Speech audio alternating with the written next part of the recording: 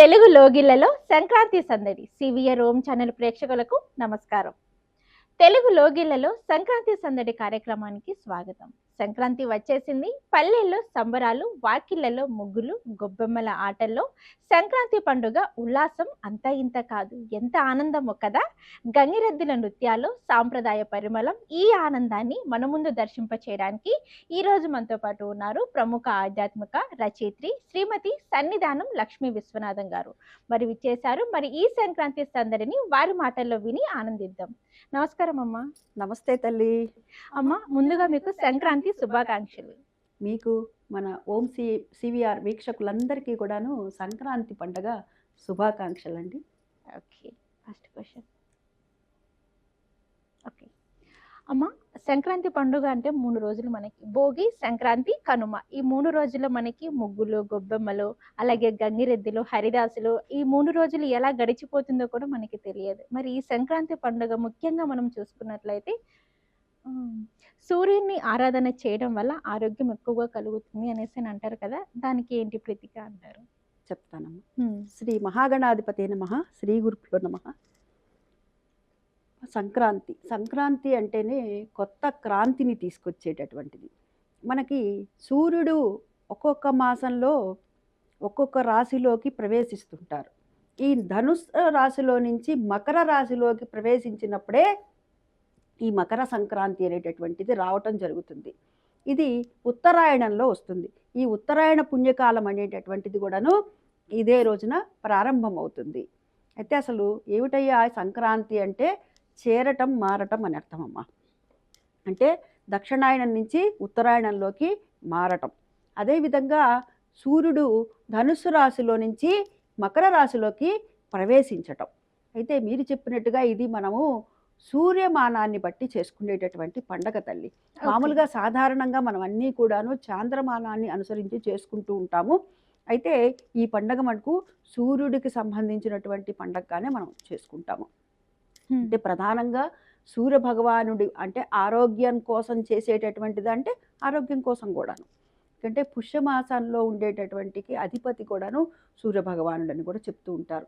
అరే ఎందుకని అని అంటే ఒక్కొక్క మాసంలో కనుక మనకు గమనించినట్టయితే పంచాయతన పూజలో కూడాను భాద్రపద మాసంలో గణపతి ఆరాధన, భాద్రపదంలో గణపతి, ఆ తర్వాత ఆశ్వీజంలో అమ్మవారు, కార్తీకంలో ఈశ్వరుడు, అదేవిధంగా మార్గశీర్ష మాసంలో విష్ణు భగవానుడు, ఇదే విధంగా ఈ పుష్యమాసంలో సూర్యనారాయణమూర్తి. ఇది పంచాయతన పూజకు కూడా సంబంధించినటువంటిది.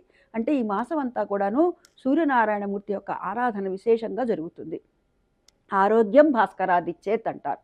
సూర్యనారాయణమూర్తిని ఎవరైతే కనుక ఆరాధిస్తారో వారికి అంతా కూడా ఆరోగ్యం అంతా కూడా ఉంటుంది. ఆరోగ్యం ఎక్కడైతే ఉంటుందో ఆరోగ్యమే మహాభాగ్యం అని మన పూర్వీకులు చెప్పినటువంటి మాట. నేడు గనక మనం గమనించినట్టయితే ఇది అక్షర సత్యము.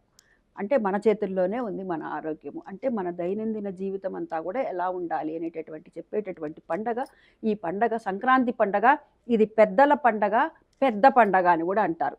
పెద్ద పండగ అని ఎందుకన్నారయ్య అంటే 3 రోజుల పాటు చేసుకునేటటువంటి పండగ. కొన్ని ప్రాంతాల వారైతే కనుక గమనించినట్లయితే 4 రోజులు కూడా చేసుకుంటారు. భోగి, సంక్రాంతి, కనుము, అదేవిధంగా ముక్కనుమ అనేటటువంటిది కూడా చేసుకుంటారు. సాధారణంగా అందరూ మటుకు 3 రోజులు చేసుకుంటారు. మరి ముక్కనుమ నాడు ఏం చేస్తారయ్యా అనంటే సావిత్రి గౌరీ వ్రతం అనేటటువంటిది ఇంటి ఆనవాయితీ ఉండేటటువంటి వారు, అది చాలా పెద్ద వ్రతము, నోవు అనమాట. అది 9 సంవత్సరాల పాటు చేసుకునేటటువంటిది. అది అందరికీ ఆనవాయితీ ఉండదు. పూర్వీకుల నుంచి ఆనవాయితీ ఉంటే కనుక వారు చేసుకుంటారనమాట. ఇది 4 రోజుల పాటు చేసుకునేటటువంటి పెద్ద పండుగ. మరి పెద్దల పండుగని ఎందుకన్నారయ్యా అని అంటే ఈ దక్షిణాయనం అంతా కూడా ఎవరైతే మన పూర్వీకులు గతించి ఉన్నారో వారందరికీ కూడా ఈ ఉత్తరాయణ పుణ్యకాలంలో సమయంలో ఈ వైకుంఠంలో ఉన్నటువంటి 7 ద్వారాలు కూడా తెరిచి ఉంటాయట ఉత్తరాయణంలో. ఈ ఉత్తరాయణ పుణ్యకాలం కోసమని అందుకని ఎదురు చూస్తూ ఉంటారు. ఈ ఉత్తరాయణ పుణ్యకాలంలో పూర్వీకులు ఎవరైతే గతించి ఉన్నారో వారి పేరు మీద కూడా దాన ధర్మాలు చేస్తారు ఈ రోజున. అదేవిధంగా తిల తర్పణాలు కూడా విడుస్తారు. అదేవిధంగా కూష్మాండ దానము అంటే బూడిద గుమ్మడికాయని దానం కూడా ఇస్తారు వారి పేరు మీద. ఇంకా కొందరు పొత్తర్లు అంటూ ఉంటారు కదా, అంటే వారికి ఇచ్చేటటువంటి ఉప్పు, పప్పు, బియ్యము ఇవన్నీ అంటే వారు వండుకోవటానికి సరిపడేటటువంటివి. అంటే ఒకళ్ళ, ఇద్దరా, ముగ్గురా, నలుగురా, ఐదుగురా అనేటటువంటి మన శక్తానుసారం ఇచ్చేటటువంటిది. ఈ విధంగా దాన ధర్మాలు కూడా చేసేటటువంటిది. అంటే ఎవరైతే గతించి ఉన్నారో వారందరికీ కూడాను ఉత్తమ గతులు కలిగేందుకు కాను ఆ సప్త ద్వారాలు కూడా తెరుస్తారట వైకుంఠంలో. ఆ ద్వారం గుండా వీరు వెళ్ళి వీరి ఆత్మకి అంతా కూడా వెళ్ళి వీరి ఆత్మ పరమాత్మలో కలుస్తుంది అని. అందుకని ఈ సంక్రాంతికి అంతటి విశేషమైనటువంటి స్థానం ఉంది. అందున భారతదేశంలో ప్రధానంగా ఉండేటటువంటిది ఎక్కువ మంది పూర్వం నుంచి గమనించినట్లయితే, ఇవాళైతే ఆధునికంగా చాలామంది అనేక ఉద్యోగాలు చేస్తూ ఉన్నారు. ఒకనాడు గమనించినట్లయితే పూర్వమంతా కూడా కేవలము వ్యవసాయ ఆధారితంగా ఉండేటటువంటి దేశమే భారతదేశము. ఓకే. అందరూ కూడా ఎక్కువగా వ్యవసాయమే చేసేటటువంటి వారు. సంవత్సరం అంతా కష్టపడినటువంటి పంట అంతా కూడా ఇంటికి చేరుతుంది. ఆ రైతన్న కష్టపడినటువంటిదంతా కూడా ధాన్యము, అంటే ధాన్యం అనే కాదండి, ఎవరు ఏ పంట పండిస్తారో ఆ పంట అంతా కూడా ఇంటికి వస్తుంది. అందుకనే దీన్ని పౌష్యలక్ష్మి వచ్చేటటువంటి సమయము అని చెప్పి ఆ ధాన్యాన్ని అంతా కూడాను లోపలంతా కూడా నిల్వ చేసేటటువంటి సమయం. అంటే ఎప్పుడైతే మనం కష్టపడ్డామో కష్టపడిన దానికి శ్రమకి తగ్గినటువంటి ఫలితం అందేటటువంటి సమయము. అందుకని చెప్పి ఇంతటి విశేషమైనటువంటి స్థానం ఉందమ్మా ఈ సంక్రాంతి పండుగకి. ఓకే. అమ్మ, అలాగేంటంటే మీరు చెప్పినట్టుగానే ఈ సంక్రాంతి పండుగ రోజు సూర్యుడు అనేది దక్షిణాయనం నుంచి ఉత్తరాయణానికి వెళ్తారు అనేసి చెప్పారు కదా! మరి ఉత్తరాయణంలోని ప్రవేశించడం వల్ల జీవరాశుల పైన మార్పు ఏ విధంగా ఉంటుంది అంటారు? అంటే సూర్యుడు తన ముఖాన్ని అభిముఖాన్ని, అంటే తన సూర్యుడికి రథాలు ఉంటాయి మనకు తెలుసు అవును. కదా, అవునవును. సప్తరథాలు ఉంటాయి కదా. అంటే ఆ రథాల్ని తన దక్షిణం దిక్కు నుంచి ఉత్తర దిక్కుకి మార్చుకుంటారనమాట స్వామి.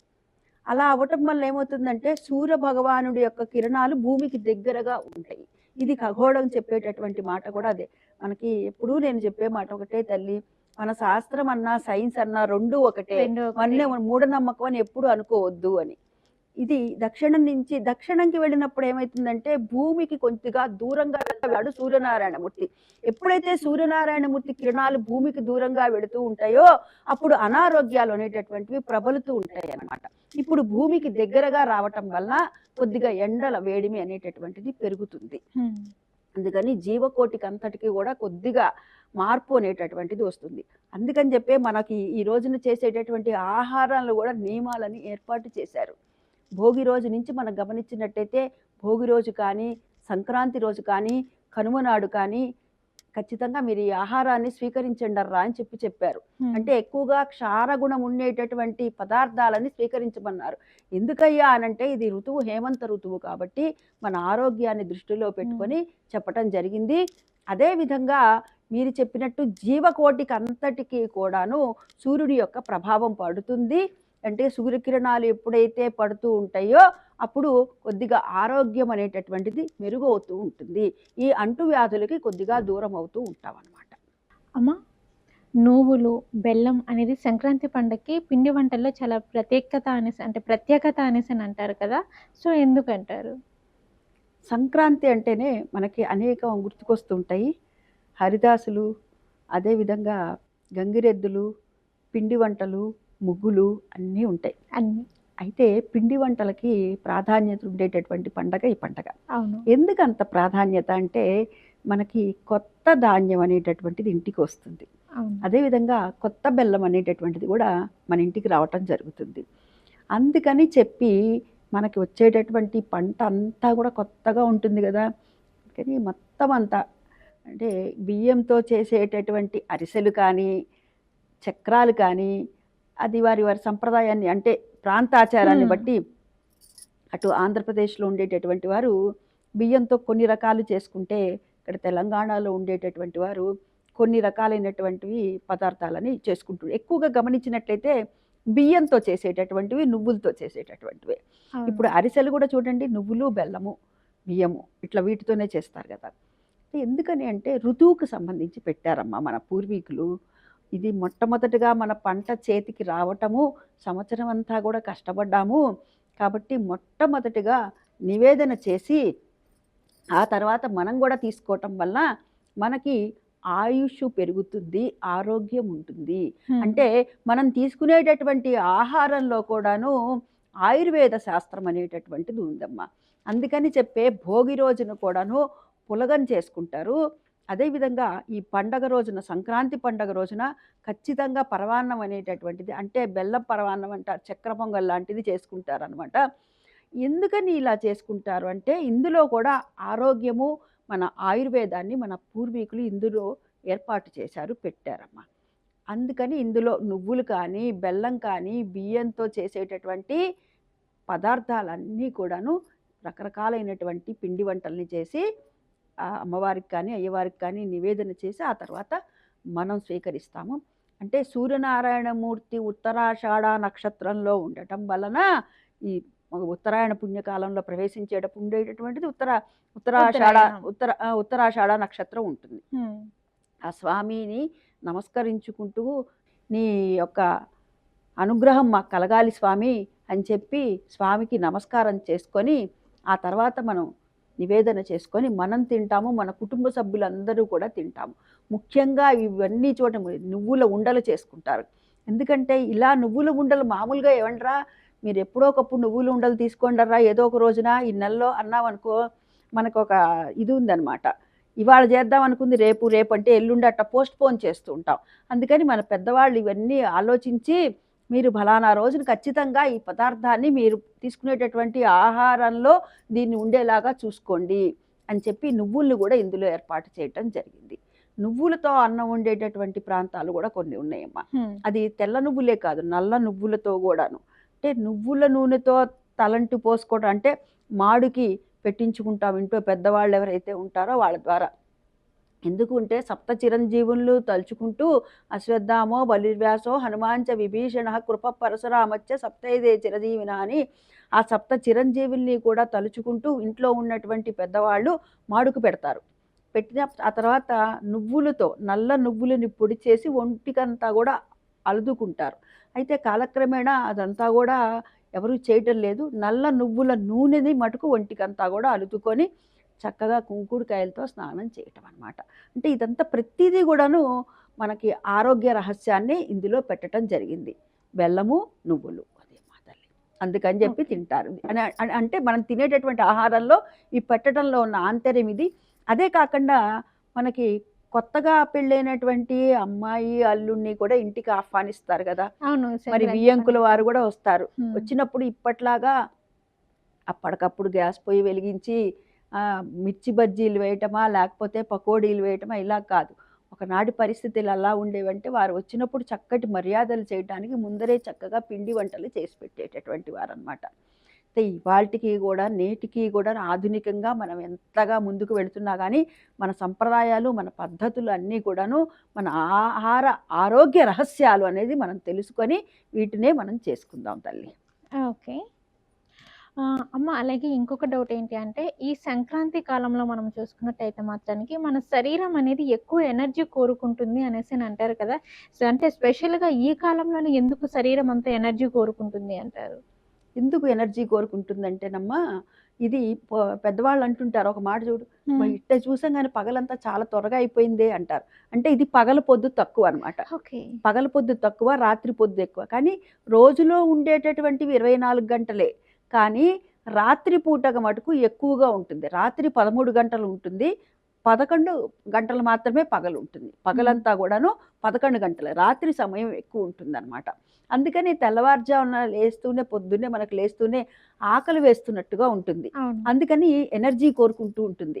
అందుకనే మన ఈ ధనుర్మాసం వచ్చినప్పటి నుంచి కూడాను తెల్లవారుజామునే ఈ బాలభోగం అనేటటువంటిది దేవాలయాల్లో నివేదన చేయటము, రోజు పొంగలి ఇలాంటివన్నీ నివేదన చేసి తీసుకోమంటారు. అయితే అందరికీ అది సాధ్యపడుతుందా లేదా అని అంటే అందరికీ సాధ్యం అవ్వచ్చు, అవ్వకపోవచ్చు. అందుకని భగవంతుడు ఏం చేశాడంటే ఈ బాధ్యతనంతా కూడా తన మీదే వేసుకున్నాడు. వేసుకొని దేవాలయాల్లో బాలభోగం అనేటటువంటి పేరుతో అది కట్టె పొంగలో, చక్కెర పొంగలో, చిత్రాన్నమో ఈ విధంగా ఏదో ఒకటి నివేదన చేసి అందరికీ పంచుతారనమాట. అందుకని చెప్పి ఎనర్జీ కోరుకుంటుంది. ఆ ఎనర్జీకి తగ్గట్టుగానే క్షారగుణం ఉండేటటువంటి ఈ పదార్థాలన్నిటినీ కూడాను తీసుకోవాలి అని చెప్పి సూచిస్తారమ్మా పెద్దలు. ఓకే అమ్మ, ఇంకొకటి ఏంటంటే ఉదయం సూర్యకిరణాలు పడేలాగా పూజ చేయాలి అనేసి అంటారు కదా. అయితే మేడ పైన కానీ లేదైనా బయట కానీ అనేసి మనకి చెప్తూ ఉంటారు కదా. దాని వెనుక ఏమైనా అంటే ప్రత్యేకత ఉంది అంటారా మరి? ఉందో లేదో నీ చేత చెప్పిస్తా చూడమ్మా. ఓకే. ఎలాగంటే నువ్వే చెప్దు కానీ ఆ! ఉంది అని. సరే. ఆ! ఎలాగో అంటేనమ్మా, ఆరోగ్యం భాస్కరాదిచ్చే తన అంటే సూర్యనారాయణమూర్తి ద్వారా మనకు ఆరోగ్యం అనేటటువంటిది వస్తుంది ఖచ్చితంగా. అది అందరికీ తెలిసినటువంటిది. అవును. సూర్యుడు మనకేమిస్తాడు? ఏ విటమిన్ ఇస్తాడు? డి. డి విటమిన్ ఇస్తాడు కదా! హ్మ్. మరి డి విటమిన్ లోపమైతే గనక ఎలాంటి రోగాలొస్తాయి? ఒక రోగం మనకి కాదు. చాలా వస్తాయి. అనేకమైనటువంటి చాలా రోగాలు వస్తాయన్నమాట. ఈ ఈ 100 రోగాలకి అంటే ఉదాహరణకు 100 అని చెప్తున్నాను నేను. ఎక్కువ రోగాలు ప్రబలేటటువంటిది డి విటమిన్ డెఫిషియన్సీ వల్ల. హ్మ్. అయితే ఇవాళ అందరికీ డాక్టర్ల దగ్గరికెళ్తే ఏం చెప్తున్నారు వాళ్ళు? డి విటమిన్ టాబ్లెట్స్ వేసుకోండి 8 వీక్స్ అని చెప్తున్నారు. 8 వారాల పాటు వేసుకోండి. ఫలానా ఆదివారం రోజు నుంచి ఇలా మొదలుపెట్టండి. ఆదివారం నాడే వేసుకోమంటారు. మీరు గమనించండి మళ్ళా. అవును. D vitamin. అంటే ఏమిటి? సూర్యనారాయణమూర్తికి సూర్య రోజైనటువంటి ఆ ఆదివారం ఏదైతే ఉందో పూజ చేసే రోజు. సూర్యనారాయణమూర్తికి సంబంధించిన రోజు కదా మరి. అవును. ఆదివారం. కాబట్టి ఆ రోజునే వేసుకోమంటారు. హ్మ్. అంటే మనకి డి విటమిన్ లోపించటం వల్ల అనేక రోగాలు వస్తాయి. మరి సూర్యుడు ఇచ్చేటటువంటి డి విటమిన్ నేను ఇస్తానురా ఫ్రీగా తీసుకోండిరా అంటే బారెడు పొద్దెక్కేదాకా పడుకోవటము ఎవరు తీసుకోవట్లేదన్నమాట. ఓకే. అందుకని చెప్పి సూర్యనారాయణమూర్తి దగ్గర ఉండేటటువంటి ఆ కిరణాలన్నిటినీ కూడా మన మీద పడినట్లయితే మనలో రోగనిరోధక శక్తి అనేటటువంటిది పెరుగుతుంది. తద్వారా మనకి ఆరోగ్యం అనేటటువంటిది లభిస్తుంది. ముఖ్యంగా ఏం చెప్తారు అనంటే, ఒక రాగి పాత్ర తీసుకొని ఆ రాగి పాత్రలో కొద్దిగా గంధాన్ని, అక్షతలని, పుష్పాలని వీటినన్నిటినీ కూడాను సాధారణంగా ఎర్రటి పుష్పాలుంటే మన దగ్గర సూర్యనారాయణమూర్తికి అర్ఘ్యం ఇచ్చేటప్పుడు ఎర్రటి పుష్పాలను పెట్టాలి. పెట్టి సూర్యనారాయణమూర్తికి నమస్కారం చేసుకొని ఒక 12 ఆయన ఏమి కోరుకోలేదు. హ్మ్. నమస్కార ప్రియో ఆదిత్యః అంటారు. ఒక్క నమస్కారం పెడితే చాలు సంతుష్టుడైపోతాడు ఆ స్వామి. ఆ స్వామికి ఈ విధంగా ఎవరైతే గనక మనకు కుదిరితే మేడ ఉంటే మేడ పైన వెళ్ళటం. లేకపోతే మన దగ్గర ఉన్నటువంటి తులసి కోట దగ్గరే సూర్యనారాయణమూర్తికి చూపించుకుంటూ మనం అర్ఘ్యాన్ని ఇచ్చినట్లయితే కనుక ఈ విధంగా వారికి ఆరోగ్యం అనేటటువంటిది చేకూరుతుంది. అందుకని ఇలా చేయమంటారు. ఓకే. అవునా కాదా? అవును. మొదలే మీకేం చెప్పాను నేను?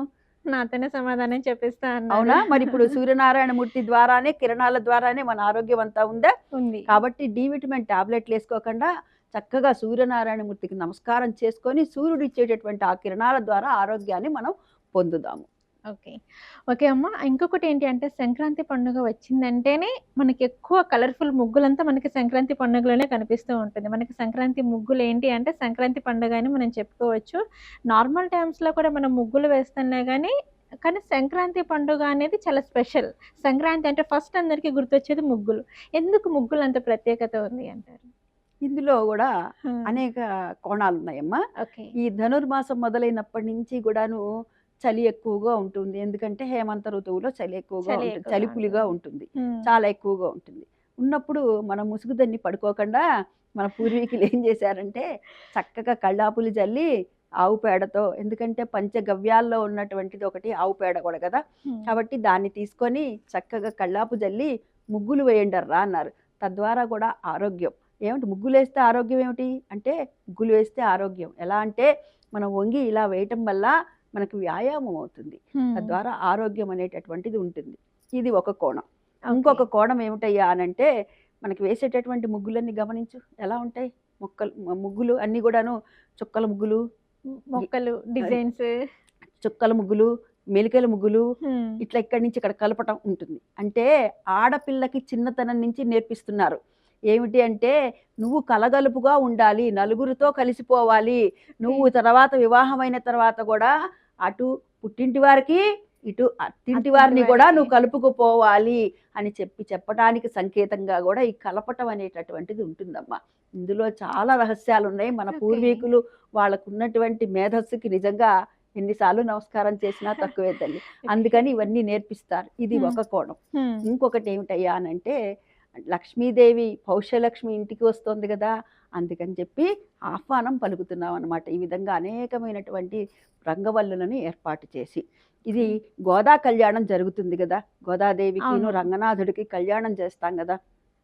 ఆ కళ్యాణం జరిగినప్పుడు ముందు భోగి రోజున చూడండి భోగి కుండలు వేస్తాము. ఎందుకు వేస్తాము? ఆ వేసినప్పుడు ఏం చేస్తాం? ఆ పాట వేసి ఊరుకోము. దాంట్లో నుంచి ఇలా పొరలుతున్నట్టుగా వేస్తాం. అంటే ఈ కుండలో నుంచి ఏ విధంగా అయితే బయటికి వస్తోందో అదే విధంగా మా ఇంట్లో కూడా అష్టైశ్వర్యాలు కూడా నిండి నిబిడీకృతం అవ్వాలి, ఈ విధంగా పొంగి పొరలాలి అని చెప్పి సంకేతంగా ఈ విధంగా భోగి కుండలు వేస్తాము. ఆ తర్వాత రోజున ఏం చేస్తారంటే పీటలు వేస్తారు. ఈ పీటలు వేయడంలో ఏమిటయ్యా ఆంతర్యం అంటే, రంగనాథుడికి గోదాదేవికి కళ్యాణం చేస్తున్నారు కదా, వాళ్ళని కూర్చోపెట్టడానికి పీటలు అన్నమాట. వాళ్ళకి వివాహం చేశాము. వివాహం చేసిన తర్వాత ఏం చేస్తారంటే ఊరేగింపు అని చేస్తారు. అంటే ఊరేగింపు అంటారు దాన్ని. ఈ కాలక్రమేణా ఒకప్పుడు ఊరేగింపు అంటే ఊరంతరికి కూడా వాళ్ళందరినీ పరిచయం చేయటం అని అర్థం. దాన్ని ఊరేగింపు కాస్త కాలక్రమేణా ఊరేగింపుగా వచ్చింది. ఓకే. అయితే వాళ్ళని కూర్చోబెట్టి ఎక్కడ కూర్చోబెడతారు? రథంలో కూర్చోబెడతారు. అందుకని రథం ముగ్గు వేస్తారు. ఆ తర్వాత రథం ముగ్గు వేసిన తర్వాత ఏం చేస్తారు? దానికి ఒక తాడు పెడతారు. ఆ తాడు పెట్టి అందరితో ఊరుకుంటామా? ఊరుకోము. మన ఇంటి నుంచి పక్కింటికి కలుపుతాం అనమాట. అంటే మొత్తం ఒక ఇంటి నుంచి ఒక ఇంటికి అలా ఊరి చివరి వరకు కూడాను వీళ్ళని తిప్పుతూ ఉన్నాము, అందరికీ పరిచయం చేస్తూ ఉన్నాము, ఆ స్వామివారి యొక్క అమ్మవారి యొక్క ఆశీస్సులను మనము అందుతున్నాము అని చెప్పి సంకేతం. ఈ విధంగా ముగ్గుల గురించి అనేక కోణాలు ఉన్నాయి. ఓకే, నాకు అదే డౌట్ వచ్చింది. అంటే కనుమ రోజు స్పెసిఫిక్ గా చాలా మంది రథం ముగ్గే వేస్తారు కదా, రథం ముగ్గు వెనుకున్న ఆంతర్యం ఏంటి అని నేను అడగాలి అనుకున్నా, బట్ మీరు చెప్పేశారు. అదేనమ్మా దాని రహస్యం, అదే దాని ఆంతర్యం ఇదే. మన వాళ్ళు అన్ని ఎంతో ఆలోచించే ప్రతిదీ కూడా పెట్టారమ్మా. ఓకే.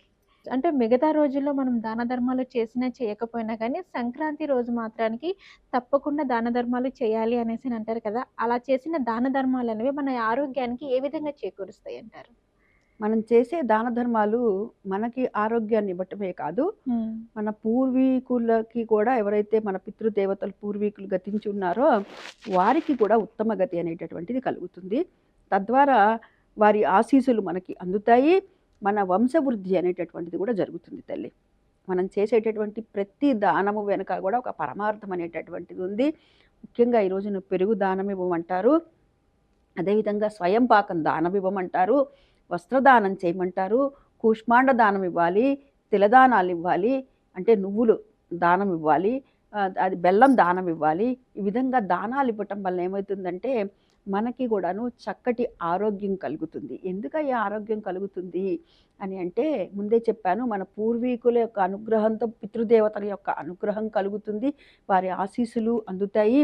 అదేవిధంగా వీడికి కలిగిన దాంట్లో వీడు చక్కగా దాన ధర్మాలు చేస్తున్నాడు కదా, ఉన్నదంతా కూడా బ్యాంక్ బ్యాలెన్స్లోనే పెట్టుకోకుండా అని చెప్పి భగవంతుడు కూడా మనలో ఉన్న పరమాత్మ ఉన్నాడు కదా, ఆ పరమాత్మ కూడా చూస్తాడు. అందుకనే వాగ్భటుడు కూడా చెప్తాడమ్మా మనకి ఎప్పుడు ఏ దానం ఇవ్వాలి, ఎలా దానం ఇవ్వాలి అనేటటువంటిది కూడా చెప్పడం జరిగింది.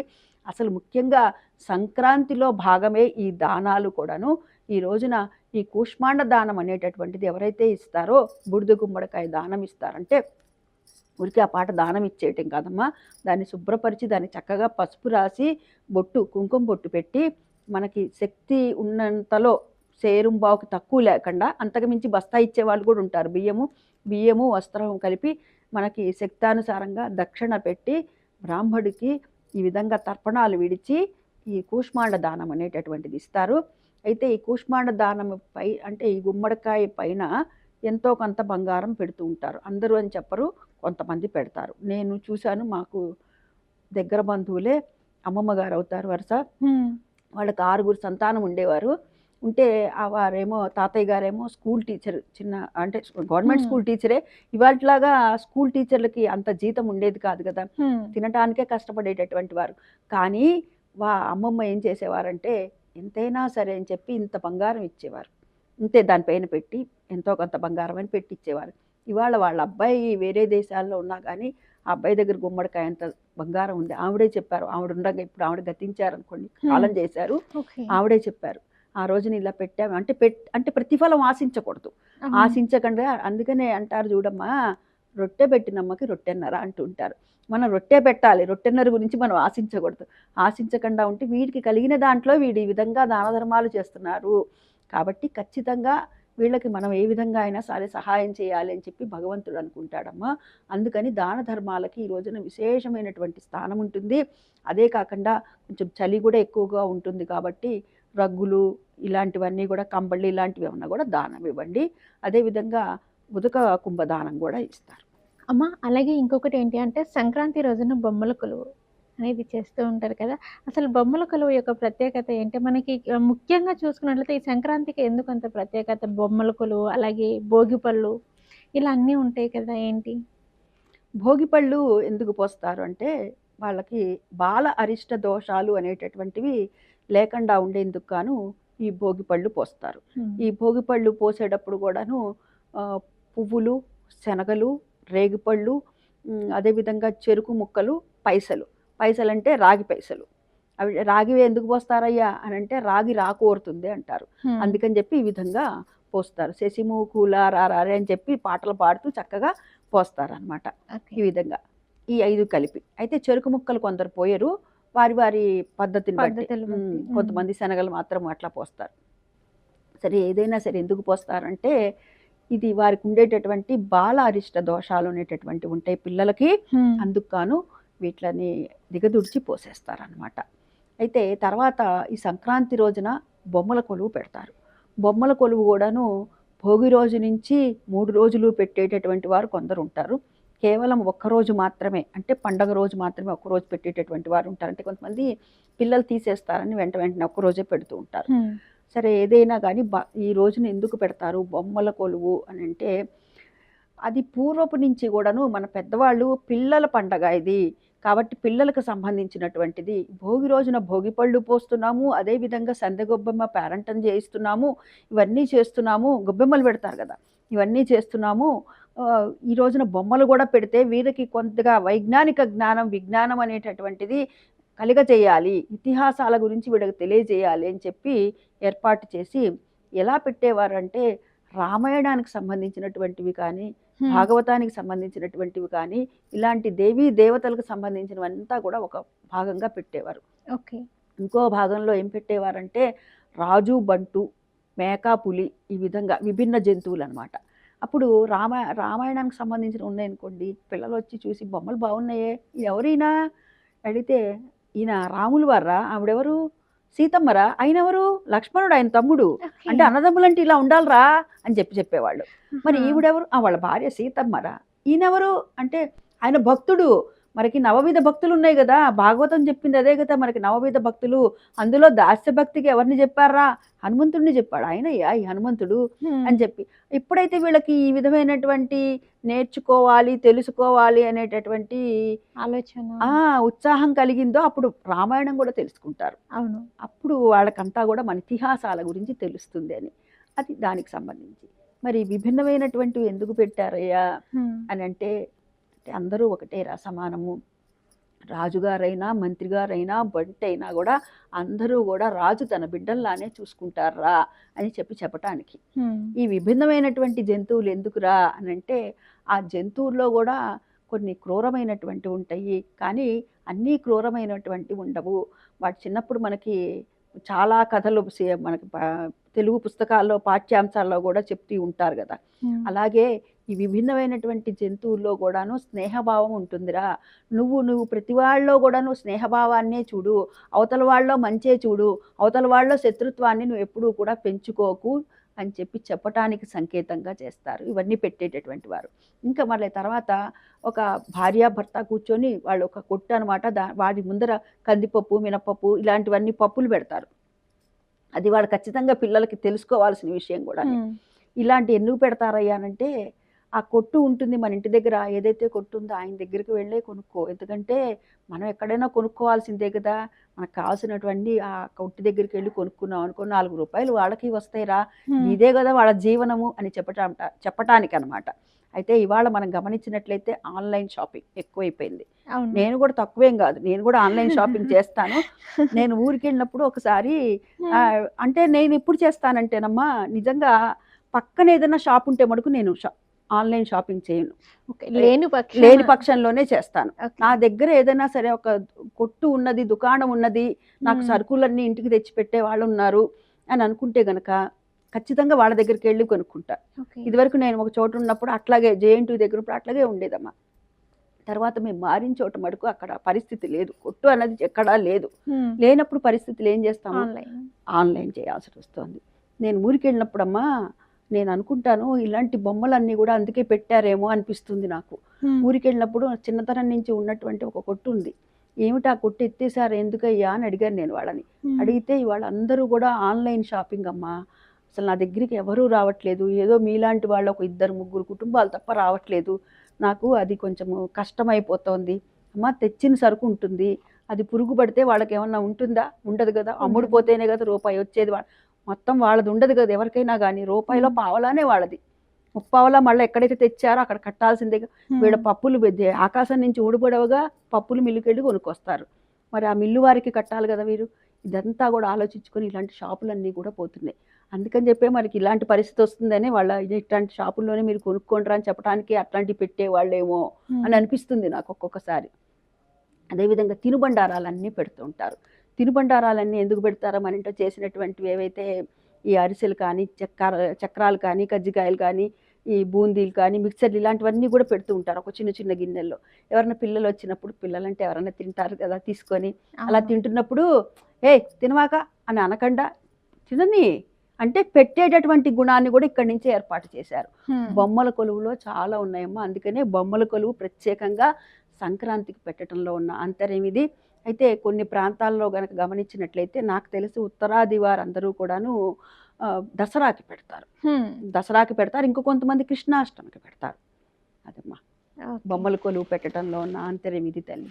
ఓకే అమ్మ, సంక్రాంతి పండుగ యొక్క విశిష్టత ఏంటి? అలాగే భోగి, సంక్రాంతి, కనుమ ఈ 3 పండుగలు మనం చేసుకోవడం వెనక ముగ్గులు, గొబ్బెమ్మలు వీటన్నిటికి సంబంధించిన విషయాలు అయితే మాకు తెలియజేశారు. నమస్కారం అమ్మ.